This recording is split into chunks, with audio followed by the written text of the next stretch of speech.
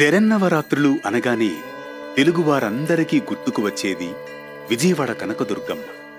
9 రోజుల పాటు అమ్మవారిని 9 రూపాల్లో అలంకరించి ప్రత్యేక పూజలు నిర్వహిస్తారు.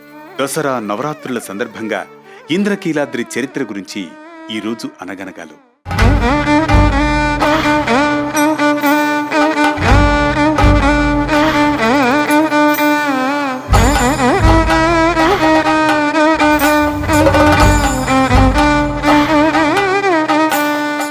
పూర్వం కీలా అనే యక్షుడు దుర్గాదేవి అనుగ్రహం కోసం ఘోర తపస్సు చేశాడు.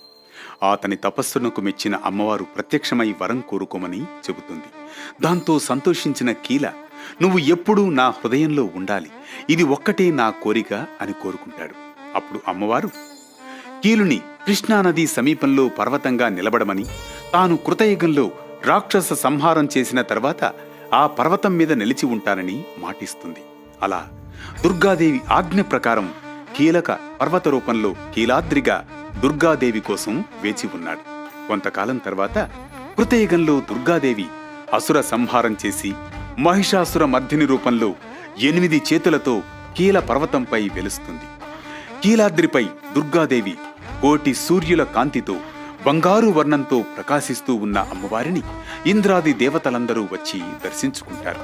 దాంతో ఈ పర్వతానికి ఇంద్రకీలాద్రి అనే పేరొచ్చింది. అలాగే దుర్గాదేవి బంగారు వర్ణంతో ప్రకాశిస్తుంది కాబట్టి ఈ పర్వతానికి కనకచల అనే పేరు కూడా వచ్చింది. అయితే ఈ పర్వతంపై శివుడు కూడా ఉండాలని భావించిన బ్రహ్మదేవుడు అశ్వమేధయాగం చేస్తాడు. అతని భక్తికి మెచ్చిన మహేశ్వరుడు ఇంద్రకీలాద్రిపై జ్యోతిర్లింగ రూపంలో వెలిశాడు. అప్పుడు బ్రహ్మదేవుడు మల్లెపూలతో శివుణ్ణి పూజించాడు. అలా ఇంద్రకీలాద్రిపై ఉన్న ఈశ్వరుడికి మల్లికేశ అనే పేరొచ్చింది.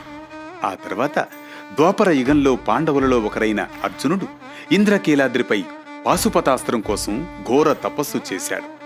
అప్పుడు అర్జునుణ్ణి పరీక్షించాలనుకున్న పరమేశ్వరుడు అతనితో యుద్ధం చేస్తాడు.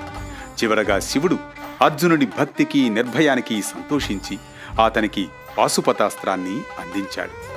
ఆ రోజు నుండి మల్లికేశ అర్జునునితో అత్యంత ధైర్య సాహసాలతో యుద్ధం చేసినందున మల్లికేశ్వర అనే పేరు వచ్చింది. ఇక కలియుగంలో జగద్గురువులు శ్రీ ఆదిశంకరాచార్యుల వారు మల్లేశ్వర జ్యోతిర్లింగం దుర్భరమైన స్థితిలో ఉందని గమనించి దుర్గామాత ఆలయానికి ఉత్తర భాగంలో మల్లేశ్వర స్వామిని తిరిగి ప్రతిష్ఠించారు.